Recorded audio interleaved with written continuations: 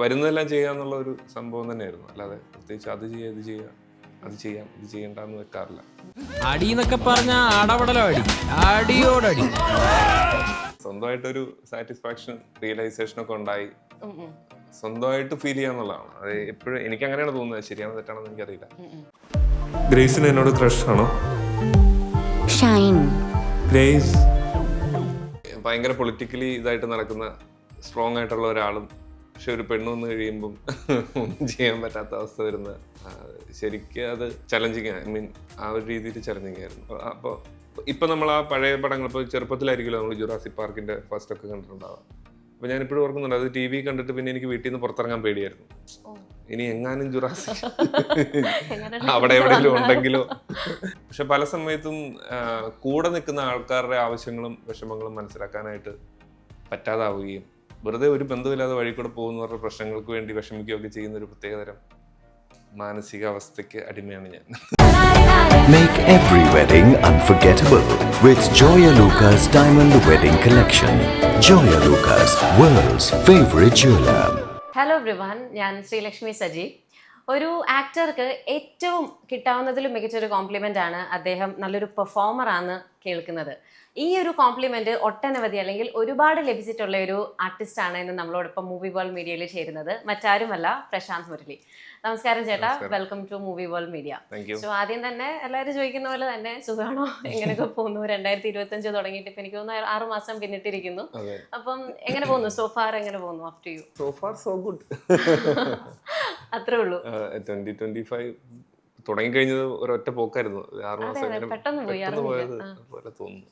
Acting എന്ന് പറയുമ്പോൾ തന്നെ നമുക്ക് അതിനകത്ത് ഇപ്പം ആക്ടിങ് വളരെയധികം പാഷനേറ്റ് ഉള്ളവരുണ്ട്. അതായത് സിനിമയിലുള്ള ഒട്ടുമിക്ക നടന്മാരും നടിമാരാണെങ്കിൽ അവർ ഭയങ്കര പാഷനേറ്റ് ആയിട്ട് അഭിനയിക്കുന്നവരാണ്. പക്ഷെ ചില ആർട്ടിസ്റ്റുകളെ നമ്മൾ നോക്കുമ്പം നമുക്ക് കാണാൻ സാധിക്കുന്നത് എന്തെന്ന് വെച്ചാൽ അവർ കൂടുതലായിട്ടും തിയേറ്റേഴ്സിൽ അല്ലെങ്കിൽ ഒരുപാട് പ്രേക്ഷക പ്രീതി അല്ല പ്രേക്ഷക ശ്രദ്ധ നേടാത്ത സിനിമകളിലൊക്കെയാണ് അവരെ കൂടുതലായിട്ട് നമുക്ക് കാണാൻ സാധിക്കുന്നത്. അപ്പോൾ അവരോടൊക്കെ നമ്മൾ ചോദിക്കുമ്പോൾ അവർ പറയുന്നത് എനിക്ക് അഭിനയിക്കാനാണ് ഇഷ്ടം, അങ്ങനെ ഒരുപാട് പ്രേക്ഷകർ അങ്ങനെ എന്നെ ശ്രദ്ധിക്കപ്പെട്ടില്ലെങ്കിൽ എനിക്ക് കുഴപ്പമില്ല, അഭിനയിക്കുന്നതാണ് ഇഷ്ടം. പക്ഷെ മറ്റൊരു വിഭാഗം ആൾക്കാർ പറയുന്നതെന്ന് വെച്ചാൽ എനിക്ക് പ്രേക്ഷക ശ്രദ്ധ വേണം, എനിക്ക് ഇങ്ങനെ ഒരു ടാലന്റ് ഉണ്ടെന്ന് എനിക്ക് ആൾക്കാരെ അറിയണം, ഒരുപാട് പ്രേക്ഷകർ അത് ശ്രദ്ധിക്കണമെന്നൊക്കെ ഒരുപാട് ആഗ്രഹം ഉണ്ടെന്ന്. അത് ഒരിക്കലും തെറ്റായിട്ടുള്ള കാര്യമല്ല. ഇത് രണ്ടും രണ്ട് വശത്തുള്ള. ഇതിൽ ഏത് വശത്ത് നിൽക്കുന്നതാണ് ചേട്ടൻ? അതായത് കുറച്ചൊരു പ്രേക്ഷക ശ്രദ്ധ നേടുന്ന സിനിമകളുടെ ഭാഗമാവാനാണോ താല്പര്യം, അല്ലെങ്കിൽ എനിക്ക് അഭിനയിക്കുന്നതാണ് ഇഷ്ടം? ഞാൻ കുറച്ചുകൂടെ ഒരു സെൽഫ് റിയലൈസേഷൻ മൂഡാണ് പിടിച്ചു പോകുന്നത്. അതായത് സ്വന്തമായിട്ടൊരു സാറ്റിസ്ഫാക്ഷൻ റിയലൈസേഷൻ ഒക്കെ ഉണ്ടായി സ്വന്തമായിട്ട് ഫീൽ ചെയ്യാന്നുള്ളതാണ്. അത് എപ്പോഴും എനിക്ക് അങ്ങനെയാണ് തോന്നുന്നത്. ശരിയാണോ തെറ്റാണെന്ന് എനിക്കറിയില്ല. മറ്റുള്ള ഒരാളും നിന്റെ അടുത്ത് വന്നിട്ട് കൊള്ളാം എന്ന് പറയുന്നതും സ്വന്തമായിട്ട് കൊള്ളാമെന്ന് ഫീൽ ചെയ്യുന്നതും തമ്മിലൊരു വ്യത്യാസം ഉണ്ടാവുമല്ലോ. അപ്പൊ അതിനകത്ത് സ്വന്തമായിട്ട് കൊള്ളാമെന്ന് ജെനുവിനായിട്ട് ഫീൽ ചെയ്യണമെങ്കിൽ അത്രയ്ക്ക് കഷ്ടപ്പാടുണ്ട്, അത്രയ്ക്ക് കാര്യങ്ങൾ മനസ്സിലാക്കണം. എന്നിട്ട് നമ്മൾ അഭിനയിക്കുന്നത് കറക്റ്റാണോ അല്ലെന്ന് നമുക്ക് തന്നെ ഫീൽ ചെയ്യാൻ പറ്റുന്ന ഒരു അവസ്ഥയിലേക്കൊക്കെ എത്തണം. അത് ഒരുപാട് വലിയ സംഭവമാണ്. ഒരുപാട് കാലത്തിന് ശേഷമേ നമുക്ക് അങ്ങനെ എത്താൻ പറ്റുള്ളൂ. അപ്പം മറ്റൊരാൾ പറയുന്നത് ഓഫ് കോഴ്സ് മറ്റുള്ളവർ നമ്മളെ ഇഷ്ടപ്പെടണം, നമ്മുടെ പെർഫോമൻസ് അവരുടെ ഉള്ളിൽ കയറണം, എങ്കിൽ മാത്രമേ നമ്മൾ രജിസ്റ്റർ ആവുള്ളൂ, എങ്കിൽ മാത്രമേ നമുക്ക് വീണ്ടും വീണ്ടും സിനിമകൾ കിട്ടുള്ളൂ. അതൊക്കെ ഒരു പ്രാക്ടിക്കൽ സൈഡിലുണ്ട്. പക്ഷെ അതിനപ്പുറത്തേക്കുള്ള ഒരു തത്വശാസ്ത്രപരമായി ചിന്തിക്കുമ്പോൾ സെൽഫ് റിയലൈസേഷൻ ആണ് ഞാൻ അഭിനയത്തിലൂടെ കണ്ടെത്താൻ ശ്രമിക്കുന്നത്. അതെ അതെ അതെ. ഇപ്പം ചേട്ടൻ ഇപ്പൊ കഷ്ടപ്പാടുകളുടെ കാര്യമൊക്കെ പറഞ്ഞല്ലോ. അതായത് ഇപ്പം തീർച്ചയായിട്ടും അതെ ആ വാക്ക് കിട്ടി. അതായത് ഇപ്പം നമ്മളിപ്പോ സിനിമയിലൊക്കെ വരണമെന്ന് പറഞ്ഞാൽ അത് ഭയങ്കര അധികം അത്ര എളുപ്പമുള്ളൊരു മേഖലയല്ലേ. ഇപ്പം വേറെ ഏതെങ്കിലും ഒരു നമുക്കറിയാം ഇപ്പോൾ ഒരു കോർപ്പറേറ്റ് ഫീൽഡിൽ കയറണമെങ്കിലോ അല്ലെങ്കിൽ വേറെ ഏതൊരു ജോലിയാണെങ്കിലും അതിനകത്ത് എന്തെങ്കിലും ഇന്റർവ്യൂ പ്രോസസ്സ് നമുക്ക് അതിനകത്ത് എന്താ ചെയ്യേണ്ടതെന്ന് നമുക്കറിയാം. പക്ഷേ സിനിമാ മേഖലയെന്ന് പറഞ്ഞാൽ അല്ലെങ്കിൽ ഇങ്ങനെ ഒരു മേഖലയെന്ന് പറഞ്ഞാൽ നമ്മൾക്ക് അറിയത്തില്ല. ആക്ച്വലി അത് ഭയങ്കര പാടാണ് എത്തിച്ചേരാനായിട്ട്. അപ്പൊ പക്ഷെ നമ്മളൊരു സിനിമയിൽ അഭിനയിച്ചു കഴിഞ്ഞാൽ പിന്നെ എനിക്ക് തോന്നുന്നു ആൾക്കാരുടെ ഉള്ള ഒരു മനോഭാവം എന്ന് പറഞ്ഞാൽ അവൻ അല്ലെങ്കിൽ അവൾ സിനിമാക്കാരനെ അല്ലെ സിനിമാക്കാരിയെ ഇനി സെറ്റായി, അല്ലെങ്കിൽ ഇനിയിപ്പം ഒരുപാട് കോൾസ് വരും, ഇനി ഒരുപാട് സിനിമകൾ വരും, അങ്ങനത്തെ ഒക്കെ ഒരു മെന്റാലിറ്റി അല്ലെങ്കിൽ ഒരു തെറ്റായ ഒരു ചിന്താഗതി നമ്മളുടെ നാട്ടുകാർക്ക് ഉണ്ടെന്ന്. അടുത്ത സിനിമ എപ്പോഴാ എന്നായിരിക്കും ബേസിക്കലി ചോദിക്കുന്ന അടുത്തൊരു ക്വസ്റ്റ്യൻ. അപ്പം ചേട്ടൻ സിനിമയിൽ എത്തുന്നതിന് മുന്നേ ഒരു സ്ട്രഗിൾ ഉണ്ടായിരുന്നു, ചേട്ടൻ്റെതായ ഒരു രീതിയിലുള്ള ഒരു ചെറുതായിട്ടുള്ള സ്ട്രഗിളോ എന്തെങ്കിലുമൊക്കെ കാണുമല്ലോ. അപ്പം ഇപ്പോഴെന്താണത് ബേസിക്കലി ഇപ്പം ഇത്രയും സിനിമകളുടെ ഭാഗമായി, ഇത്രയും നല്ല സിനിമകളുടെ ഭാഗമായി ഈ ഒരു പോയിന്റിൽ നിൽക്കുമ്പം ചേട്ടനെ സംബന്ധിച്ച് നെക്സ്റ്റ് ഇപ്പോഴത്തെ ഒരു സ്ട്രഗിൾ എന്താണ്? അല്ലേ, അത് ഞാൻ സിനിമയിൽ എത്തുന്നവരെ അച്ഛൻ്റെ ആയിരുന്നു സ്ട്രഗിള്. സിനിമയിൽ എത്തിക്കഴിഞ്ഞാണ് ശരിക്കും നമ്മുടെ സ്ട്രഗിൾ തുടങ്ങുന്നത്. ഇപ്പോഴാണ് ശരിക്കും എൻ്റെ സ്ട്രഗിൾ എന്ന് പറയുന്ന ഒരു സാധനം തുടങ്ങുന്നത്. ഇപ്പം എന്ന് വെച്ച് കഴിഞ്ഞാൽ നമുക്ക് നല്ല സിനിമകളുടെ ഭാഗമാകുക എന്നുള്ളതാണ്. ജനറലി എല്ലാവരും പറയുന്ന പോലെ തന്നെ നല്ല ക്രൂവിൻ്റെ കൂടെ വർക്ക് ചെയ്യുക, നല്ല ആക്ടേഴ്സിൻ്റെ കൂടെ വർക്ക് ചെയ്യുക. നല്ല മീൻസ് എല്ലാവരും നല്ലതാണ്. ഞാൻ പറഞ്ഞ കുറച്ച് ശ്രദ്ധ കിട്ടുന്ന സിനിമകളുണ്ടല്ലോ പറഞ്ഞ പോലെ. അപ്പോൾ അത് കിട്ടിക്കഴിയുമ്പോഴത്തേക്കും മറ്റു പല കാര്യങ്ങളും കുറച്ചുകൂടെ സെറ്റ് ആവും. ഇപ്പം അച്ഛന്റെ സ്ട്രഗിൾ പറഞ്ഞല്ലോ, അത് എന്തായിരുന്നു ചേട്ടന്റെ സിനിമ അല്ല ജീവിതം? ഒന്നുമില്ല. ഞാനിപ്പോ ഡിഗ്രി കഴിഞ്ഞു, PG കഴിഞ്ഞു, B.Ed ഒക്കെ കഴിഞ്ഞിട്ടാണ് ഫിലിം ഇൻസ്റ്റിറ്റ്യൂട്ടിൽ പോണേ. അപ്പൊ 18-29 വയസ്സ് വരെ ഓരോരുത്തരുടെ ചെലവിന് കൊടുക്കുക, അവന്റെ സ്കൂൾ ഫീസ് അടയ്ക്കാന്നൊക്കെ പറയുന്ന ഒരു സ്ട്രഗിൾ ഉണ്ടല്ലോ. Okay okay okay. അത് അങ്ങനെ ചേട്ടന് ഇത് പഠിച്ചത് ടീച്ചർ ആവാനുള്ള ആഗ്രഹം അങ്ങനെ ഉണ്ടായിരുന്നു ഇതിന് ഇല്ല മുന്നേ? ഇല്ല അങ്ങനെ എന്തെങ്കിലും ഉണ്ടായിരുന്നോ? അങ്ങനെയില്ല. എൻ്റെ ഒരു സുഹൃത്തിനോട് പറഞ്ഞൊരു ഇൻ കേസ് നീ സിനിമയിലൊന്നും ആയില്ലെങ്കിൽ നമുക്കൊരു backup എന്തെങ്കിലും plan ഒരു ആണല്ലോ. ബാക്കപ്പ് പ്ലാൻ വേണമല്ലോ എന്ന് പറഞ്ഞ് പഠിപ്പിച്ചാണ്. ഇപ്പോഴെന്ന് പറഞ്ഞാൽ നമുക്കൊരു ആക്ടിങ്ങിന് ഒരു ടാലന്റ് ഉണ്ടെങ്കിൽ സോഷ്യൽ മീഡിയ എന്നൊരു പ്ലാറ്റ്ഫോം ഉണ്ട് അവിടെ. നമുക്കതൊരു കോണ്ടന്റ് ആയിട്ട് പോസ്റ്റ് ചെയ്തിടാം. പിന്നെ നമ്മൾക്ക് ആഗ്രഹമുള്ള ഒരുപാട് ഡയറക്ടേഴ്സ് അവരുടെയൊക്കെ കണ്ണിൽ പെടാൻ കുറച്ചും കൂടെ ഒരു എളുപ്പമുണ്ട്. 20% എളുപ്പമായെന്ന് തോന്നിയിട്ടുണ്ട്. അപ്പം ഇപ്പോഴായിരുന്നു ചേട്ടൻ പാസ് ഔട്ട് ആയിരുന്നെങ്കിൽ അങ്ങനത്തെ ഒരു ഇതിലോട്ടൊക്കെ കടക്കാൻ സാധ്യത ഉണ്ടായിരുന്നു. പിന്നെ ഉറപ്പായിട്ടും സോഷ്യൽ മീഡിയയിൽ നമ്മുടേതായിട്ടുള്ള കണ്ടന്റുകൾ കുറച്ചുകൂടെ ഒരു ആക്ടിങ് ബേസ്ഡ് ആയിട്ടുള്ള കണ്ടന്റുകൾ ചെയ്യാൻ സാധ്യത ഉണ്ടായിരുന്നു. ഇൻസ്റ്റാഗ്രാമിലും എങ്ങനെയെങ്കിലും ശ്രദ്ധ നേടുക എന്നുള്ളതാണല്ലോ. അപ്പം ആ ഒരു സമയത്ത് എങ്ങനെയായിരുന്നു, ബേസിക്കലി ആ എങ്ങനെയായിരുന്നു? സമയത്ത് എൻ്റെ ഭാഗ്യത്തിന് കുറച്ച് നല്ല ഓഡീഷൻസ് കിട്ടി എനിക്ക്. അങ്കമാലി ഡയറീസിൽ ഓഡീഷൻസ് കിട്ടി. പിന്നെ ഒരു സിനിമാക്കാരെന്ന് പറഞ്ഞ പടത്തിൽ ഓഡീഷന് പോയി. പിന്നെ അങ്കമാലി ഡയറീസിലെ അസോസിയേറ്റ് ആണ് സാന്ദ്ര അർദ്ധരാത്രിയിലേക്ക് വിളിക്കുന്നത്, ടിനു പാപ്പച്ചൻ. അവിടുന്ന് സാന്ദ്ര അർദ്ധരാത്രിയിൽ നിന്ന് പിന്നെ ജല്ലിക്കെട്ട് ചെയ്തു, ജനമൈത്രി ചെയ്തു. അങ്ങനെ കണക്ട് ചെയ്ത് ഒരു സിനിമ അങ്ങനെ ഒരു ഭാഗ്യം ഉണ്ടായി. അതെ, അത് ഭയങ്കര ഫോർച്ചുനേറ്റ് ആയിരുന്നല്ലേ ആ ഒരു കാര്യം. അതെ അതെ. അപ്പം അതിന്റെ കൂട്ടത്തിൽ തന്നെ ഇപ്പം ലിജോ ജോസ് പല്ലിശ്ശേരി പോലെ അത്രയും ഇപ്പം സാറിനോട് വർക്ക് ചെയ്ത ആൾക്കാരൊക്കെ പറയുന്നത് കേട്ടിട്ടുണ്ട്, ഭയങ്കര പേടിയാണ് സാറിന്റെ കൂടെ വർക്ക് ചെയ്യാൻ. ഭയങ്കര ആഗ്രഹമാണ്, അറ്റ് ദ സെയിം ടൈം നമുക്കൊരു പേടിയുണ്ട് സാറിന്റെ കൂടെ വർക്ക് ചെയ്യാനായിട്ടൊക്കെ. അപ്പൊ ചേട്ടന്റെ തന്നെ കുറെ ഇന്റർവ്യൂസിൽ കണ്ടിട്ടുണ്ട് എന്താണ് ചെയ്യുന്നത്, എങ്ങനെ അങ്ങനെയൊക്കെയാ സംസാരിക്കുന്നത് എന്നൊക്കെ. അപ്പം അത് ആ ഒരു എക്സ്പീരിയൻസ് എങ്ങനെ ഉണ്ടായിരുന്നു? അല്ല, എല്ലാ ഡയറക്ടേഴ്സും ഡിഫറെന്റ് ആണല്ലോ. ഓരോ ഡയറക്ടേഴ്സും ഓരോ രീതിയിലാണ്. അപ്പൊ അത് അവരുടെ മൂവി അവരുണ്ടാക്കി എടുക്കുന്നതിന് ഇടയിലുള്ള പ്രോസസ്സാണ്. ഇപ്പൊ ചിലർ ഭയങ്കര ഷൗട്ട് ചെയ്യും, ചിലർ ഭയങ്കര ശാന്തരായിരിക്കും.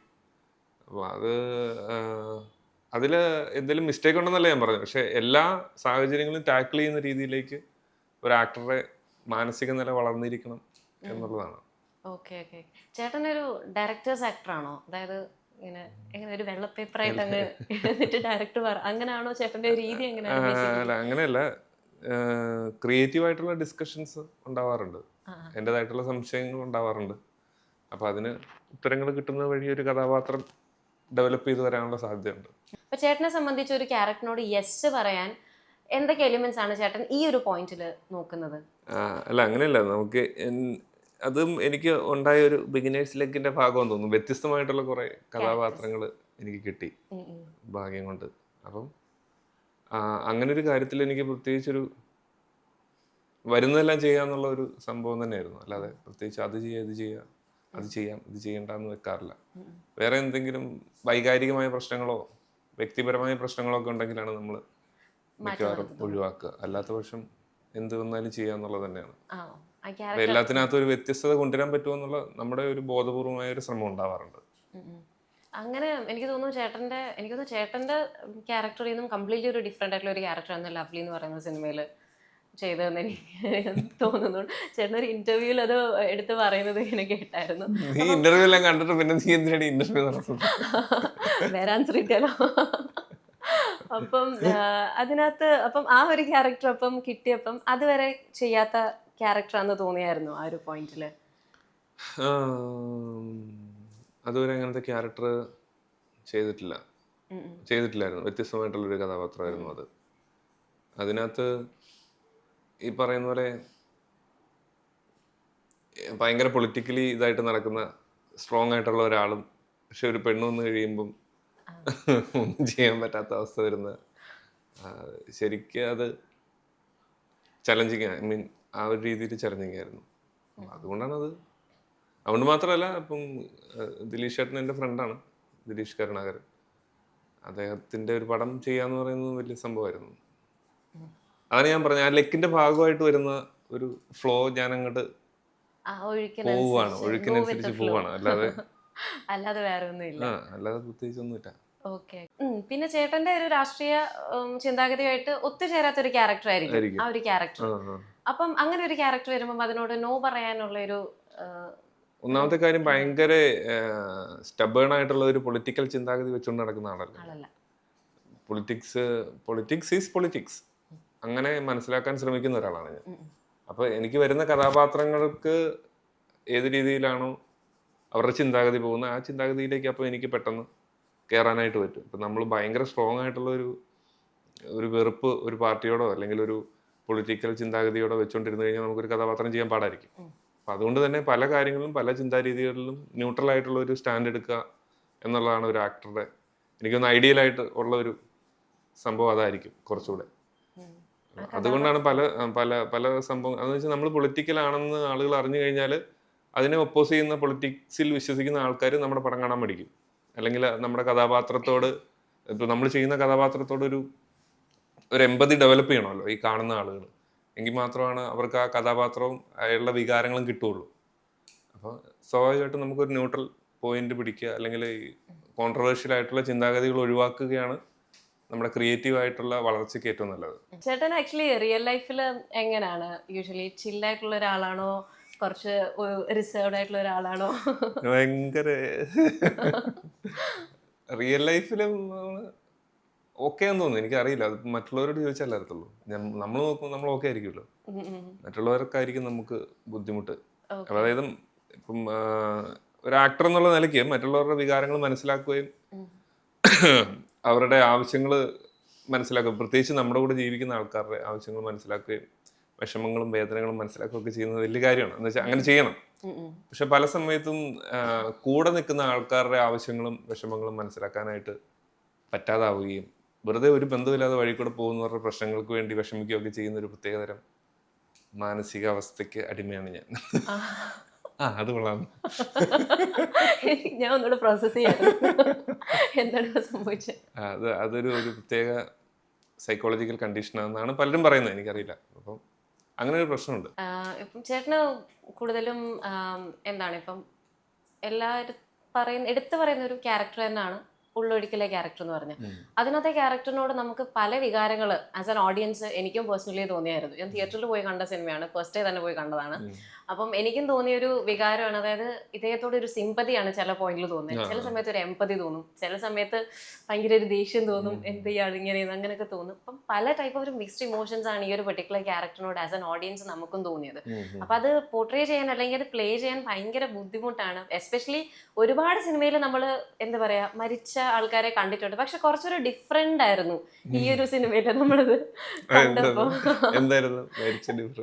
എന്നുവെച്ചാൽ ഒന്നാമത് ആ ഒരു സെറ്റിങ്ങും കാര്യങ്ങളൊക്കെ കംപ്ലീറ്റ്ലി ഡിഫറെന്റ് ആയിരുന്നു. ആ ഒരു സിനിമയുടെ മൂഡായിരിക്കും ചിലപ്പോൾ അതിനെ കുറച്ചും കൂടെ ഹെൽപ്പ് ചെയ്തതെന്ന് എനിക്ക് തോന്നുന്നു. അപ്പം അതിനകത്ത് എന്താണ് ബേസിക്കലി എന്തെങ്കിലും ഒരു റെഫറൻസോ എന്തെങ്കിലും അങ്ങനെ ചെയ്തിട്ടുണ്ടായിരുന്നോ ആ ഒരു മൂവി അഭിനയിക്കാൻ നേരത്ത്? ഇല്ല, അങ്ങനെ റെഫറൻസ് പ്രത്യേകിച്ചൊന്നും എടുത്തില്ല. സ്ക്രിപ്റ്റിനകത്ത് സീൻസ് ഉണ്ട്, അപ്പൊ നമ്മൾ ആ മൊമെന്റ് അഭിനയിക്കുക എന്നുള്ളതാണ്. അഭിനയിച്ചു കഴിഞ്ഞപ്പം വർക്കായതാണ് അത്, അല്ലാതെ പ്രത്യേകിച്ച് ഭയങ്കര റെഫറൻസ് ഒന്നും എടുത്തില്ല. ആ ടൈമിൽ അവിടുത്തെ ആരെങ്കിലും ഒക്കെ ഉണ്ടെങ്കിൽ നമ്മൾ ചോദിക്കും, എന്നിട്ട് അതിൻ്റെ ഒരു സംഭവം. അപ്പം ഇതിന് കൃത്യം ഇന്ന രീതിയിൽ ഇന്നത് സംഭവിക്കുള്ളൂ എന്ന് ഒരു അസുഖത്തെ കുറിച്ച് നമുക്ക് പറയാൻ പറ്റില്ല, പ്രത്യേകിച്ച് ക്യാൻസറിനെ കുറിച്ചൊക്കെ. അപ്പൊ അത് ഏത് രീതിയിൽ വേണേലും ആവാം. അത് നമ്മുടെ ഒരു ക്രിയേറ്റിവിറ്റി, പിന്നെ ഏതായിരിക്കും കുറച്ചുകൂടെ സിനിമാറ്റിക് ആയി നിൽക്കുക എന്നുള്ളതും കൂടെ വിചാരിച്ചിട്ട് ചെയ്തതാണ്. ഭയങ്കര റെഫറൻസ് ഒന്നും എടുത്തിട്ടില്ല. നമ്മൾ ഒരുപാട് സിനിമകൾ കണ്ടിട്ടുണ്ടല്ലോ, അപ്പൊ അതിൽ നിന്നൊക്കെ ഏറ്റവും നന്നായിട്ട് തോന്നുന്നത്. ഓക്കെ. ചേട്ടന് ഇങ്ങനെ റൈറ്റിങ്ങും ചേട്ടന് ഇഷ്ടമുള്ള ഒരു കാര്യം ആണെന്ന് കേട്ടിട്ടുണ്ട്. അപ്പം ആസ് എ എന്താ പറയാ ചില റൈറ്റേഴ്സിന് ഒരു പെർട്ടിക്കുലർ ജോണർ ആയിരിക്കും അവര് ഫോളോ ചെയ്യുന്നത്. ചേട്ടനെ സംബന്ധിച്ച് എന്തെങ്കിലും ഒരു ജോണർ? എനിക്ക് കുറച്ചൊരു സൈക്കോളജിക്കൽ ത്രില്ലറുകളോടാണ് ഒരു പ്രത്യേക താല്പര്യമുള്ളത്. എന്ന് വെച്ചാൽ ഞാൻ എഴുതി വരുമ്പോ എല്ലാം കുറച്ച് സൈക്കോളജിക്കലായി പോകാറുണ്ട്. ഒരു സൈക്കോ പരിപാടി മൊത്തത്തിൽ കിടപ്പുണ്ട്. ചേട്ടന്റെ പല കഥാപാത്രങ്ങളിലും അത് പ്രതിഫലിക്കുന്നു. എനിക്ക് തോന്നുന്നു ഇത് ഹെൽപ്പ് ചെയ്യുന്നുണ്ടോ അതിന്? അത് ചിലപ്പോ ഞാൻ സൈക്കോ ആയോണ്ടായിരിക്കും. ഓക്കെ. Okay okay. അപ്പം എന്തെങ്കിലും ഉണ്ടോ ഇൻ സ്റ്റോക്ക് നമുക്ക് പ്രതീക്ഷിക്കാമോ as a writer, as a director? പ്രതീക്ഷിക്കുന്നതിന് തെറ്റില്ല, പക്ഷെ അത് എനിക്കറിയില്ല, അത് ഭയങ്കര ഡിഫിക്കൽട്ടാണ് എഴുതുക, ഡയറക്റ്റ് ചെയ്യുക എന്നൊക്കെ പറയുന്നത്. ആ ഒരു സ്റ്റേജിലേക്ക് എത്തുക, നമ്മളൊരു ആക്ടറെ കൺവിൻസ് ചെയ്യുക, എന്നിട്ട് അയാളെ വെച്ചിട്ട് സിനിമ ചെയ്യുക എന്നൊക്കെ പറയുന്നത്. അങ്ങനെ ഒരു സിനിമ ചെയ്യാൻ ആഗ്രഹം ഉണ്ടെങ്കിൽ ഏത് ആക്ടറിനെ വെച്ച് ചെയ്യണം, അങ്ങനെ എന്തെങ്കിലും ആഗ്രഹം ഉണ്ടോ? കുറെ ഉണ്ട്, കുറെ പേർക്ക്. അതിലൊരാൾ മൂന്നാല് പറയാൻ ബുദ്ധിമുട്ടില്ലെങ്കിൽ. എനിക്കറിയില്ല, അത് സൈക്കോളജിക്കൽ ത്രില്ലർ ആവുമ്പം എനിക്ക് തോന്നുന്നു ചേട്ടന് സാമ്യമുള്ള നമ്മളുടെ ഫഹദ് ഫാസിലായിരിക്കും. ഫഹദ് ഫാസിലിനെ വെച്ചിട്ട് അങ്ങനെയല്ല, അങ്ങനത്തെ ഒരു സൈക്കോളജിക്കൽ ത്രില്ലർ എന്ന് പറയുമ്പോൾ ഫഹദ് ഫാസിലിനെ വെക്കുമ്പോൾ തന്നെ അതിനകത്ത് എന്തോ ഒരു സംഭവം നമുക്ക് തോന്നും. പക്ഷെ അങ്ങനെയല്ല, അത് ഒരു എനിക്ക് DQനെ ദുൽഖർ ആ സീനൊക്കെ വെച്ച് കൊള്ളാവുന്നുണ്ടല്ലേ? Okay okay okay. ചേട്ടൻ ഇഷ്ടപ്പെട്ട ഒരു ആക്ടർ ഏതാ? ബെസ്റ്റ് ഒരു ഫേവറേറ്റ് ആയിട്ടുള്ള ഒരു ആക്ടർ? എല്ലാവരും ഇഷ്ടമാണ്.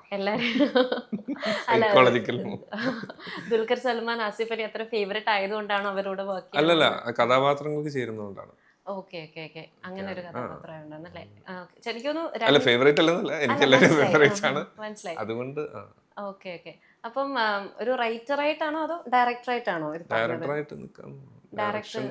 Okay okay. ഇപ്പം ഇതൊക്കെ സത്യം പറഞ്ഞ ഫിലിം സ്കൂളിൽ പഠിക്കുന്ന സമയത്ത് അന്ന് ഒരു ആക്ടർ ആവണമെന്നായിരുന്നു ചേട്ടന്റെ ഒരു ആഗ്രഹം എന്ന് പറഞ്ഞതോ ഈ ടെക്നീഷ്യൻ ആയിട്ട്, അതായത് ബാക്കിൽ ആക്ടർ ആവണമെന്ന് തന്നെയാണ്, ആക്ടർ ആവുക എന്നുള്ളത് തന്നെയായിരുന്നു ആഗ്രഹം. അന്നും അത് തന്നെയായിരുന്നു ആഗ്രഹം ബേസിക്കലി. Okay okay okay. അത് കാരണം ഇപ്പം ഫിലിം സ്കൂളിൽ നിന്ന് വന്നതുകൊണ്ട് ചോദിക്കാൻ, അതായത് അന്ന് ബേസിക്കലി അത് ഏതൊക്കെ രീതിയിലാണ് ഹെൽപ്പ് ചെയ്തിട്ടുണ്ടെന്ന് തോന്നിയിട്ടുള്ളത്? അതായത് എനിക്ക് ഭയങ്കരമായിട്ട് ഇഷ്ടപ്പെടുന്ന സിനിമകൾ എന്ന് വെച്ചാൽ shutter island, fight club, okay, അങ്ങനെയുള്ള സിനിമകളാണ്. ഇപ്പോൾ സ്പൈഡർമാൻ്റെ 1 ഫസ്റ്റ് പാർട്ട് നമ്മുടെ തുടക്കത്തിലുള്ള, പിന്നെ ജുറാസിക് പാർക്കിൻ്റെ ഫസ്റ്റ് പാർട്ട്. അപ്പോൾ അതിനകത്ത് ഈ പറയുന്ന പോലെ സിനിമ എന്നുള്ള നിലയ്ക്കുള്ള എല്ലാ എലമെൻസും ഉണ്ട്. ഇപ്പോൾ എൻ്റെ സ്ക്രിപ്റ്റ് ആണെങ്കിലും ഡിറക്ഷൻ ആണെങ്കിലും ആക്ടിങ് ആണെങ്കിലും എല്ലാം ഭയങ്കര എന്താണ്, ഒരു 100% കൺവിൻസിങ് ആണ്. അപ്പോൾ ഇപ്പം നമ്മൾ ആ പഴയ പടങ്ങൾ, ഇപ്പോൾ ചെറുപ്പത്തിലായിരിക്കുമല്ലോ നമ്മൾ ജുറാസിക് പാർക്കിൻ്റെ ഫസ്റ്റ് ഒക്കെ കണ്ടിട്ടുണ്ടാവുക. അപ്പോൾ ഞാനിപ്പോഴും ഓർക്കുന്നുണ്ട്, അത് TV കണ്ടിട്ട് പിന്നെ എനിക്ക് വീട്ടിൽ നിന്ന് പുറത്തിറങ്ങാൻ പേടിയായിരുന്നു. ഇനി എങ്ങാനും ജുറാസിക് അവിടെ എവിടെയെങ്കിലും ഉണ്ടെങ്കിലോ എന്നുള്ളൊരു. അപ്പോൾ ആ ഒരു എലമെന്റ്, അല്ലെങ്കിൽ ആ ഒരു കൺവിൻസിങ് എലമെന്റ് ഇപ്പോഴും നമ്മൾക്ക് ആ പടം കാണുമ്പോൾ കിട്ടുന്നുണ്ട്. ഇപ്പോൾ ടെക്നോളജി ഒന്നും ഇത്ര വളർന്നിട്ടില്ല, ഈ രീതിയിലല്ലായിരുന്നു അവർ സിനിമ ചെയ്തത്. അപ്പോൾ എന്തുകൊണ്ടോ അതിനകത്തൊക്കെ കുറേ മാജിക്കുകളുണ്ട്. അപ്പോൾ ആ സിനിമകളാണ് ഞാൻ ജനറലി ഇഷ്ടപ്പെടുന്നത്. അതാണ് നമ്മള്. പിന്നെ ഒരുപാട് ക്ലാസിക് ഗംഭീരമായിട്ടുള്ള സിനിമകളുണ്ട്. ഞാൻ പറഞ്ഞത് പെട്ടെന്ന് കൊമേഴ്ഷ്യലി, ഞാൻ കുറച്ചൊരു കൊമേഴ്ഷ്യലി ചിന്തിക്കുന്നതും കൂടെ ഒരാളാണ്. ഭയങ്കര പെട്ടെന്ന് നമ്മളോട് ചോദിക്കുമ്പോൾ നമുക്ക് പെട്ടെന്ന് കുറച്ച് സിനിമകളൊക്കെ ഓർമ്മ വരും. കാരണം നമ്മള് ഒരുപാട് സിനിമ നമ്മുടെ മനസ്സിൽ എപ്പോഴും കിടക്കുന്ന സിനിമകള്, ഷോഷാങ്ക് റിഡംഷൻ, ഓക്കെ ഓക്കെ, പഞ്ചനായി. ചേട്ടന്റെ നെക്സ്റ്റ് എന്താണ് ഡ്രീം എന്ന് പറഞ്ഞാല്? കുറച്ചുകൂടെ നല്ലൊരു ആക്ടർ ആവണമെന്നുള്ള. എന്തെങ്കിലും ഒരു പെർട്ടിക്കുലർ ക്യാരക്ടർ, ഇന്ന ടൈപ്പ് ഓഫ് ക്യാരക്ടർ എനിക്ക് ചെയ്യണം, അങ്ങനെ ഒരു ആഗ്രഹം ഉണ്ടോ? എനിക്ക് ഇപ്പം സില്ലി ആയിട്ടുള്ള ഒരു ചിന്ത എന്നാന്ന് വെച്ച് കഴിഞ്ഞാൽ, എനിക്ക് നല്ല ഇടിപ്പടം ചെയ്താൽ കൊള്ളാം. ഇടിപ്പടം, ഓക്കെ. അതായത് കുറച്ചും കൂടെ മാസ് ആയിട്ടുള്ള. അല്ല, ഈ മാസ് അല്ല, ഫൈറ്റ് സീൻസ് ഉള്ള. Okay okay okay. ചേട്ടൻ റൈഫിൾ ക്ലബില് അതിന്റെ കണ്ടിട്ടുണ്ടായിരുന്നു, പക്ഷെ അത്രയും ഒരു വീഡിയോന്നും അതിനകത്ത് വന്നില്ല. വെടിയാണല്ലോ അതിനകത്ത് ഫുൾ, ഈ ലൈക് ഷൂട്ടിംഗ് ആണല്ലോ ഫുള്ള്. അപ്പൊ അതിനകത്ത് എക്സ്പെക്ട് ചെയ്തായിരുന്നു ഇതിനകത്തെങ്കിലും എനിക്ക് കുറച്ച് ഇടി കിട്ടുമായിരിക്കും? ഇല്ല, അങ്ങനെയില്ല, അത് ഗണ്ണാന്ന് ആദ്യമേ തന്നെ പറഞ്ഞിട്ടുണ്ടായിരുന്നു. ഓക്കെ. അതിനകത്തുള്ള ഒരു ആഷിക് അബുവായിട്ടൊക്കെ ഉള്ള ഒരു എക്സ്പീരിയൻസ് എങ്ങനെ ഉണ്ടായിരുന്നു ആ ഒരു സിനിമയിൽ? നല്ല എക്സ്പീരിയൻസ് ആയിരുന്നു. ആണല്ലേ? അല്ല, ആഷിക്കയും അവരുടെ ഒരു ക്രൂ എന്നൊക്കെ പറഞ്ഞു കഴിഞ്ഞാൽ ഭയങ്കര ശാന്തരായിട്ടുള്ള മനുഷ്യരാണ്. നമുക്ക് ഭയങ്കര രസം, നമ്മൾ ഭയങ്കര കംഫർട്ടബിൾ ആണ് അവരോട് അഭിനയിക്കാൻ അല്ലെങ്കിൽ വർക്ക് ചെയ്യാനൊക്കെ ആയിട്ട്. അത് എനിക്ക് നല്ലൊരു എക്സ്പീരിയൻസ് ആയിരുന്നു. വെച്ചാൽ ഇതുവരെ മറ്റ് പല സിനിമകളിലും കിട്ടാത്ത ഒരു വേറൊരു വൈബ് ഉണ്ടായിരുന്നു. ചേട്ടനും അങ്ങനത്തെ ഒരു മെൻഷൻ ആയതുകൊണ്ടാണോ ചിലപ്പോൾ ഇനി അങ്ങനെ ഒരു അറ്റ്മോസ്ഫിയർ ഇഷ്ടപ്പെട്ടത്? കുറച്ച് ശാന്തരായിട്ടുള്ള ഒരു മനുഷ്യനായിരുന്നു ബേസിക്കലി. ഓക്കെ അതെ. Okay okay okay okay. ഇനി നമ്മൾ കുറച്ച്, അതായത് നമ്മളിപ്പം സിനിമയിൽ കുറച്ച് മാറി എന്ന് എനിക്ക് തോന്നുന്നു, ഒരു ജസ്റ്റ് ഒന്ന് ചോദിക്കാൻ ആഗ്രഹിക്കാൻ. ഇപ്പം സിനിമയിൽ പുതിയതായിട്ട് വരുന്ന ഒരുപാട് ആക്ട്രസ് ഉണ്ട്. അപ്പം അവരെല്ലാവരും നമ്മളുടെ സിനിമ സംഘടനയൊക്കെ ഉണ്ടല്ലോ, അപ്പൊ അതിനകത്ത് ഭാഗമാവാൻ ആഗ്രഹിക്കുന്നവരൊക്കെ ഉണ്ടായിരിക്കും. ചേട്ടൻ നമ്മളുടെ ഏതെങ്കിലും ഒരു സംഘടനയുടെ ഭാഗമാണോ? അല്ല, ഞാൻ സംഘടനയുടെ ഭാഗമല്ല. എന്ന് വെച്ചാൽ എനിക്ക് അതിനെക്കുറിച്ച് അങ്ങനെ പ്രത്യേകിച്ച് ഭയങ്കര ധാരണകളുമില്ല. അതിനകത്ത് ചേരണോ വേണ്ടയോ, ചേരുന്നതുകൊണ്ട് എന്താണ് ഗുണം, അങ്ങനെ എനിക്ക് അതിനെക്കുറിച്ച് യാതൊരു അറിവുമില്ല. അപ്പം അങ്ങനെ സംഘടനയിൽ ചേരുന്നതിനെ കുറിച്ച് ഞാൻ ആലോചിച്ചിട്ടുമില്ല. അപ്പൊ അതിന് എന്തെങ്കിലും ഒരു സാഹചര്യങ്ങളൊക്കെ വന്നു കഴിഞ്ഞാൽ ചിലപ്പം ചേരും. ഓക്കെ, ലേറ്റസ്റ്റ് ആയിട്ട് നമുക്കിപ്പം അതായത് ഒരുപാട് കൺഫേം ആയിട്ടുള്ള ന്യൂസും കാര്യങ്ങളും ഒന്നുമല്ല, പക്ഷെ എങ്കിൽ പോലും നമ്മൾക്ക് കേൾവിയായിട്ടുള്ള കുറേ കാര്യങ്ങളാണ്. അതായത് സംഘടനയുടെ, അതായത് അതിൻ്റെ മേൽപന്തിയിൽ വരേണ്ടത് ഇന്ന ആളാണ്, ഇന്ന ആക്ടറാണ്, അങ്ങനെയൊക്കെ ഒരുപാട് പ്രഷറും കാര്യങ്ങളൊക്കെ ഉണ്ടെന്നൊക്കെ നമ്മൾ ഒരുപാട് കേട്ടായിരുന്നു. അപ്പോൾ ചേട്ടനെ സംബന്ധിച്ചിടത്തോളം ഒരു യങ് ആയിട്ടുള്ള ഒരു ജനറേഷനിലുള്ള ആരെങ്കിലും അത് മുന്നോട്ട് നയിക്കുന്നതാണോ, അതായത് ഇപ്പം ഏതൊരു സംഘടനയാണെങ്കിലും അതൊരു യങ് ആയിട്ടുള്ള ഒരു ജനറേഷനിൽ പെടുന്ന ആരെങ്കിലും അതിനെ മുന്നോട്ട് നയിക്കുന്നതാണോ കുറച്ചും കൂടെ അതിന് ബെനിഫിഷ്യൽ ആവുന്നതെന്ന് തോന്നിയിട്ടുണ്ടോ? അതോ what is your point on that? ആദ്യം പറഞ്ഞു, എനിക്ക് ഒന്നാമത് ഈ സംഘടനയെ കുറിച്ച് യാതൊരു അറിവില്ല. നമ്മൾ പാർട്ടല്ലാത്തവര്, നമ്മൾ പാർട്ടായിട്ടുള്ള കാര്യത്തെ കുറിച്ച് പോലും നമ്മൾ അഭിപ്രായം നല്ലപോലെ അറിയാതെ പറയാൻ പറ്റില്ല. ഇത് നമുക്കതിന് പാർട്ടല്ല, അതിന്റെ പ്രവർത്തനങ്ങൾ എങ്ങനെയാണ് പോകുന്നതെന്ന് നമുക്കറിയില്ല, അതിന് ഏത് രീതിയിലുള്ള എക്സ്പീരിയൻസ് ആണ് വേണ്ടതെന്ന് നമുക്കറിയില്ല. അപ്പൊ അതിനകത്ത് നമ്മൾ എങ്ങനെ ഒരു അഭിപ്രായം പറയും? ഓക്കെ, സോ ചേട്ടനെ സംബന്ധിച്ചിടത്തോളം നമ്മൾ ഓരോ സിനിമ കഴിയുമ്പോഴും നമ്മൾ ആസ് ആൻ ആക്ടർ വളർന്നുകൊണ്ടിരിക്കുകയാണ്, ഇവോൾവ് ആയിക്കൊണ്ടിരിക്കുകയാണ്. അപ്പം ചേട്ടൻ്റെ അതിൻ്റെ ഒരു പ്രോസസ്സ് എങ്ങനെയാണ് അതിൻ്റെ ഒരു വളർച്ച എങ്ങനെയാണ് നോക്കിക്കാണുന്നത്? ഓരോ സിനിമ കഴിയുമ്പോഴും പറയുന്ന പോലെ നമുക്ക് കുറച്ചുകൂടെ നമ്മുടെ ആക്ടിങ്, നമ്മൾ ആക്ട് ചെയ്യുന്നതോറും നമ്മുടെ ഇപ്പോൾ എന്ത് കലയാണെങ്കിലും നമ്മൾ പ്രാക്ടീസ് ചെയ്യുന്നതോറും അത് കൂടുതൽ ഷാർപ്പായിക്കൊണ്ടിരിക്കും എന്ന് പറയുന്ന പോലെ, ഇപ്പം നമ്മൾ ആക്ട് ചെയ്യുകയും അത് കറക്റ്റ് റിവ്യൂ ചെയ്യുകയും കറക്റ്റ് ഫീഡ്ബാക്ക് കിട്ടുകയും ചെയ്യുമ്പോൾ നമുക്ക് കുറച്ചുകൂടെ നന്നായിട്ട് ചെയ്യാൻ പറ്റും. അതാണ് ആക്ടിങ് വൈസ് ഓരോ സിനിമ കഴിയുമ്പോഴും നമുക്ക് സംഭവിക്കുന്നത്. കുറച്ചുകൂടെ നന്നായിട്ട് വരാനുള്ള സാധ്യത കൂടുതലുണ്ട് ആ രീതിയിൽ നമ്മൾ മെനക്കെട്ട് കഴിഞ്ഞാൽ. അപ്പോൾ ഞാൻ കൂടുതലായിട്ട് ചെയ്യുന്നത് ഇപ്പം സോഷ്യൽ മീഡിയയിലൊന്നും അങ്ങനെ ഭയങ്കര ആക്റ്റീവ് അല്ല. ഇടയ്ക്ക് ഓരോ ഫോട്ടോസ് ഇടും, അല്ലെങ്കിൽ സിനിമയുടെ എന്തെങ്കിലും സാധനങ്ങളൊന്ന് പ്രൊമോട്ട് ചെയ്യും. ബാക്കി കൂടുതൽ ടൈം സിനിമകൾ കാണാനും അത് അനലൈസ് ചെയ്യാനും അതിനകത്ത് ആളുകൾ എങ്ങനെയാണ് പെർഫോം ചെയ്തതെന്ന് നോക്കാനും, ഇപ്പം ഞാനാണ് അത് ചെയ്യുന്നതെങ്കിൽ അതിനകത്ത് എന്തെങ്കിലും മാറ്റങ്ങൾ വരുമോ, പിന്നെ ഞാൻ തന്നെ ചെയ്തിട്ടുള്ള സംഭവങ്ങൾ കണ്ടിട്ട് അത് അങ്ങനെ ചെയ്യായിരുന്നു പിന്നെ ആലോചിക്കുമ്പോൾ അങ്ങനെ നമ്മുടെ ഒരു ഒരു സൈക്കോളജിക്കൽ ഗ്രോത്ത് എപ്പോഴും നടന്നുകൊണ്ടിരിക്കുകയാണ് ഓരോ സിനിമ കഴിയുന്നതോറും. മറ്റൊരു ഗുണം എന്താണെന്ന് വെച്ച് കഴിഞ്ഞാൽ ഓരോ സിനിമ കഴിയുന്നതോറും നമ്മൾ ആ സിനിമ ഫീൽഡിലുള്ള ആളുകളുമായിട്ട് കൂടുതൽ കണക്റ്റഡ് ആവും, അതിൻ്റെ ക്രൂസ്. അപ്പം നമ്മൾ നെക്സ്റ്റ് സെറ്റിൽ ചെല്ലുമ്പോൾ അവരവിടെ ഉണ്ടാവും. അപ്പോൾ നമ്മൾ കൂടുതൽ കംഫർട്ടബിൾ ആവും, പരിചയമുള്ള ആൾക്കാർ ഒരുപാട് കണ്ടു കഴിയുമ്പോൾ നമ്മൾ കംഫർട്ടബിൾ ആവും. അപ്പോൾ ഈ സാധനങ്ങൾ, ഈ ആംബിയൻസും നമ്മുടെ പെർഫോമൻസിനെ സാരമായിട്ട് ബാധിക്കാറുണ്ട്. അപ്പോൾ നമ്മൾ ചെല്ലുന്ന ഒരു സെറ്റിൽ നമ്മൾ അറിയുന്ന ഒരു ക്രൂ എങ്കിലും ഉണ്ടെങ്കിൽ കുറച്ചുകൂടെ ഒരു കോൺഫിഡൻസ് ഉണ്ടാവും. കാരണം അയാൾ ചിലപ്പം ഇപ്പം നമ്മളെ അറിയത്തില്ലാത്ത ഒരു ഡയറക്ടറൊക്കെ ആണെങ്കിൽ അയാളുടെ അടുത്ത് സംസാരിക്കുമ്പോൾ, നമ്മളെ ഇൻട്രൊഡ്യൂസ് ചെയ്യുമ്പോഴൊക്കെ പറയും. അപ്പം നമ്മളൊരു സിനിമയിലേക്ക് ചെല്ലുന്ന ഡയറക്ടർ തന്നെ വിളിച്ചുകൊണ്ടായിരിക്കണം എന്നില്ല, മറ്റു പല രീതികളിലാവാം. അപ്പം അങ്ങനെ ഈ രണ്ട് രീതിയിലുള്ള ഗ്രോത്ത് ഓരോ സിനിമ കഴിയുമ്പോഴും ഉണ്ടാവാറുണ്ട്. അതാണ് ഇവോൾവിങ്ങിന്റെ ഒരു പാർട്ട്. എൻ്റെ ഒരു ഫ്രണ്ട് ഉണ്ട് ആക്ച്വലി, പുള്ളിക്കാരനും ആക്ച്വലി സിനിമയിൽ വരണമെന്നാണ് ഭയങ്കര ആഗ്രഹം എന്ന് പറഞ്ഞത്. അപ്പോൾ പുള്ളിക്കാരൻ എന്നോട് പറയുന്നത് ഒരു സിനിമ തിയേറ്ററിൽ വരുമ്പം 2 തവണ കാണാറുണ്ടെന്ന്. ഒന്നെന്ന് പറഞ്ഞാൽ ജസ്റ്റ് ഫ്രണ്ട്സ് ആയിട്ടൊക്കെ പോയി, അല്ലാതെ നോർമലായിട്ട് ആസ് എൻ ഓഡിയൻസ്. രണ്ടാമത്തെ തവണ ഒറ്റയ്ക്ക് പോയിരുന്ന് കാണും. അതായത് ആ സിനിമ അനലൈസ് ചെയ്യാൻ, അതിൻ്റെ ബാക്ക് എൻഡ്, എൻ്റെ ഫ്രണ്ട് എൻഡ് എല്ലാ കാര്യങ്ങളും അനലൈസ് ചെയ്ത്, അതായത് ഒരു സിനിമാക്കാരൻ എന്നുള്ളൊരു, സിനിമ ആസ്വാദകൻ എന്നുള്ളതിലുപരി സിനിമയെ പാഷനായിട്ടുള്ള ഒരാളെന്നുള്ളൊരു നിലയിൽ കാണാൻ പോകും. അപ്പൊ ചേട്ടൻ അങ്ങനെ പോയി ഓരോ സിനിമകളും കാണാറുണ്ടോ? അങ്ങനെ തിയേറ്ററിൽ പോയി അങ്ങനെ അനലൈസിങ്ങോ അങ്ങനെ എന്തെങ്കിലുമൊക്കെ ഉണ്ടോ? പഠിക്കുന്ന രീതി? ഇല്ല, അങ്ങനെ പിന്നെ എന്ത് അനലൈസിങ് ആണോ താൻ നടത്തുന്നതെന്ന് ചോദിക്കാനല്ലേ. അല്ല, അങ്ങനെ പോകാറില്ല. ഒരു തവണയൊക്കെ പടം കാണും.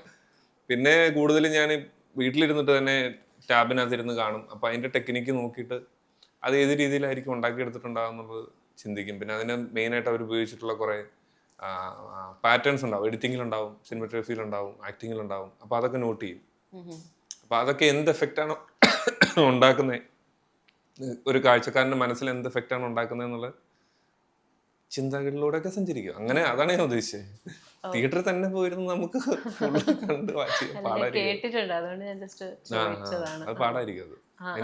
അത് ഭയങ്കര കൊള്ളാലോ, നല്ല എന്തൂസിയാസ്റ്റ് ആണല്ലോ. അതെ, അങ്ങനെ പറഞ്ഞു. എനിക്കും അറിയില്ലായിരുന്നു, കേട്ടപ്പോഴാണ് ഞാനും അങ്ങനെ ചിന്തിച്ചത്. 2 തരത്തിലുള്ള ആക്ടേഴ്സ് ആണ് കൂടുതലായിട്ടും ഉള്ളത്. അതായത് ഒരാളെ ഇപ്പം ബോൺ ആക്ടർ എന്ന് നമുക്ക് പറയാൻ സാധിക്കാറുണ്ട്. വേറെ ഒരാളെന്ന് പറഞ്ഞാൽ മേ ബി ഇപ്പം ഒരു സീൻ വരുവാണെങ്കിൽ തന്നെ നമ്മൾ പോയി അഭിനയിക്കുക, ഒരു ഞൊടിയിടയിൽ തന്നെ ആ ഒരു ക്യാരക്ടറായിട്ട് മാറും. അല്ലെങ്കിൽ വേറെ ചില ആക്ടേഴ്സ് എന്ന് പറഞ്ഞാൽ ആ ഒരു മൂഡ് സെറ്റ് ചെയ്തിട്ടേ അവർക്കത് പെർഫോം ചെയ്യാൻ സാധിക്കത്തുള്ളൂ. അപ്പം ഇങ്ങനെ ചോദിക്കുകയാണെങ്കിൽ പ്രശാന്തനെ സംബന്ധിച്ച് ചേട്ടൻ ഏതൊരു കാറ്റഗറിയിൽ പെടുന്ന ഒരു ആക്ടറാണ് സെൽഫ് അനലൈസ് ചെയ്തപ്പോൾ? എല്ലാവരും ആക്ടേഴ്സാണ്. ഇപ്പം നമുക്ക് 99% അല്ലെ ഒരു 95% അഭിനയിക്കാൻ പറ്റാത്തത് ഇവരുടെ ഉള്ളിൽ ഒരുപാട് ബ്ലോക്കുകൾ ഉള്ളതുകൊണ്ടാണ്.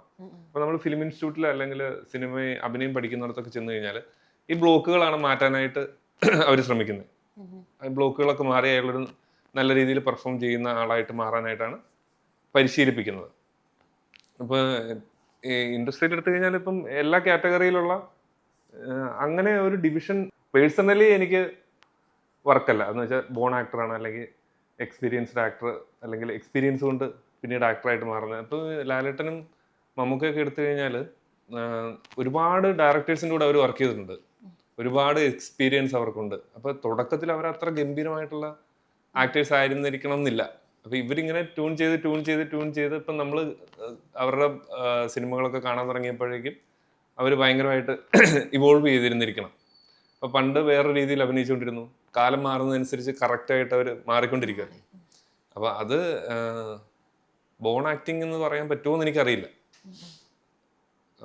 ഞാനും ഈ പറയുന്നത് ഭയങ്കരമായിട്ട് അങ്ങനെ സീനുകളെ എടുക്കാറില്ല. മൂഡ് സെറ്റ് ചെയ്ത് ആരോടും വർത്താനം പറയാതെ എനിക്കറിയില്ല.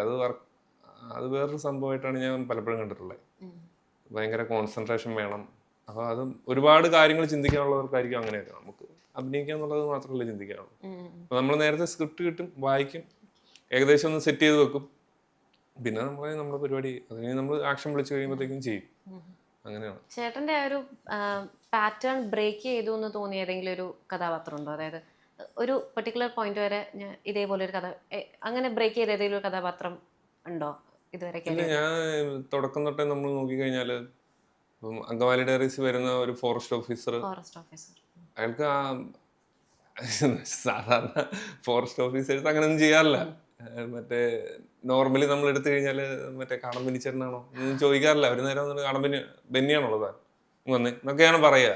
നമ്മൾ സിനിമാറ്റിക്കലി അത് ചെയ്ത് കഴിയുമ്പം അത് തിരിഞ്ഞ് പെട്ടെന്ന് ഒരു അടി കൊടുത്തിട്ട് ഇയാൾ വേറൊരാളെ പോലെ. അപ്പോൾ അതിനകത്ത് തന്നെ നമുക്ക് രണ്ട് രീതിയിലുള്ള ഒരു സാധനം ചെയ്യാൻ പറ്റി. ആ കോൺട്രാസ്റ്റും വർക്കാവുന്ന രീതിയിൽ ചെയ്യാൻ പറ്റി എന്നുള്ളത് ഭാഗ്യമാണ്. പിന്നെ ഇങ്ങോട്ട് വന്നപ്പം എന്താണ് ജനമൈത്രിയിൽ ഭയങ്കര കോമഡി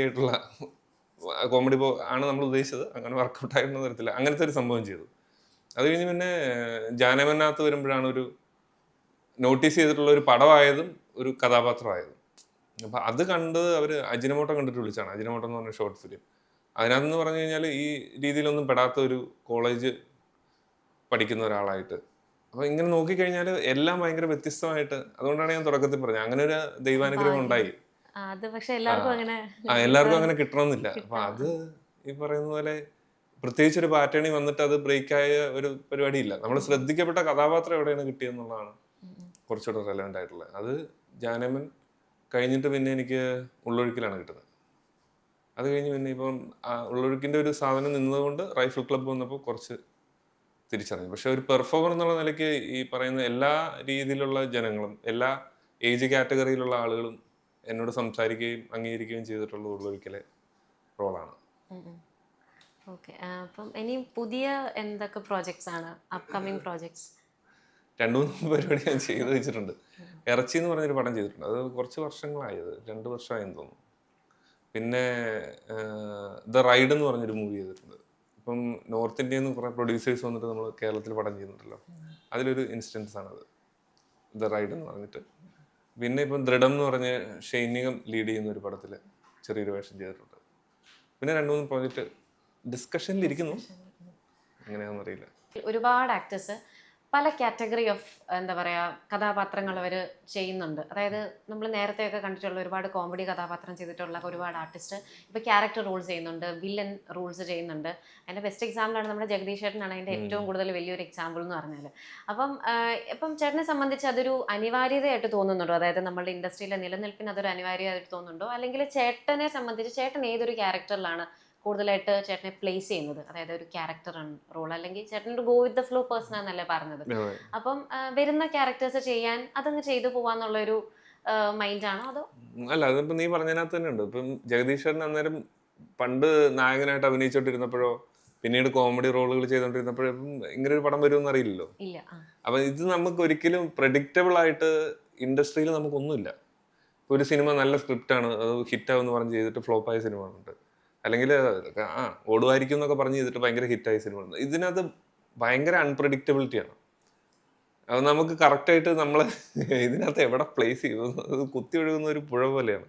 ഇതിനകത്ത് നമുക്ക് എന്തായിട്ട് എവിടെ നമ്മളെ പ്ലേസ് ചെയ്യാൻ പറ്റുമെന്ന് പറയാൻ പറ്റില്ല. അതുകൊണ്ടാണ് ഞാൻ പറഞ്ഞത് ഗോ വിത്ത് ദ ഫ്ലോ മാത്രമാണ് ഇതിനകത്ത് നമുക്ക് ഒബ്സർവബിളി ഉള്ള ഒരു ഓപ്ഷൻ.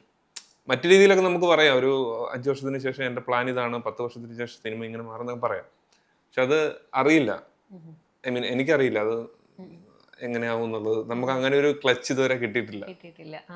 അല്ല, നമുക്ക് ശരിയാണ്, കറക്റ്റാണ്. നമ്മൾ പ്രത്യേകിച്ച് ഇങ്ങനെ ഒരു ഇൻഡസ്ട്രിയും കൂടെ ആയതുകൊണ്ട് നമ്മൾ അതിനനുസരിച്ച് പോവാണ്. പക്ഷെ ചേട്ടൻ്റെ ഒരു ആഗ്രഹം എന്താണ്? ഒരു 5 വർഷം കഴിഞ്ഞിട്ട് എന്നെ ഒരു ഗ്യാരണ്ടീഡ് ആക്ടറായിട്ട് ആൾക്കാർ അറിയപ്പെടണമെന്നാണോ, അല്ലെങ്കിൽ ഒരു റൈറ്ററായിട്ട് അറിയപ്പെടണമെന്നുണ്ടോ, അല്ലെങ്കിൽ ഒരു ആഗ്രഹം എന്താണ്? ബേസിക്കലി എന്നെ ഇന്ന ക്യാരക്ടറായിട്ട് അറിയപ്പെടണമെന്നുണ്ട്? ഇല്ല, ഒരു നല്ലൊരു ആക്ടറായിട്ട് ആളുകൾ, അതായത് അയാളുണ്ടോ എന്നാ കാണാം എന്ന് പറയുന്ന അവസ്ഥയിലേക്ക് ആളുകൾ വരുവാണെങ്കിൽ അടിപൊളിയായിരിക്കും. അതാണ് ചേട്ടൻ്റെ, അത് അങ്ങനെ വന്നു കഴിഞ്ഞാൽ അടിപൊളിയായിരിക്കും. ആണല്ലേ? ഇതുവരെ ചേട്ടന് കിട്ടിയതിൽ ഏറ്റവും എന്താ പറയാ, ഇപ്പം ഒരു മികച്ച ഒരുപാട് കോംപ്ലിമെന്റ്സ് കിട്ടിയിട്ടുണ്ട്. പക്ഷെ ഒരു ചേട്ടന് ഏറ്റവും കൂടുതൽ ഒരുപാട് സന്തോഷം നൽകിയ ഒരു കോംപ്ലിമെന്റ് ഏതായിരുന്നു എന്ന് ചോദിച്ചാൽ ഏതാണ്? ഇതുവരെ കിട്ടിയതിൽ വെച്ചിട്ട് ഇതുവരെയുള്ള സിനിമാ ജീവിതത്തിൽ അങ്ങനെ ഏതെങ്കിലും ഒരു ഇൻസിഡന്റോ അങ്ങനെ എന്തെങ്കിലും ഉണ്ടായിട്ടുണ്ടെങ്കിൽ ഷെയർ ചെയ്യാം. ഒരുപാട് ആൾക്കാർ നല്ലതെന്ന് പറയാറുണ്ട്.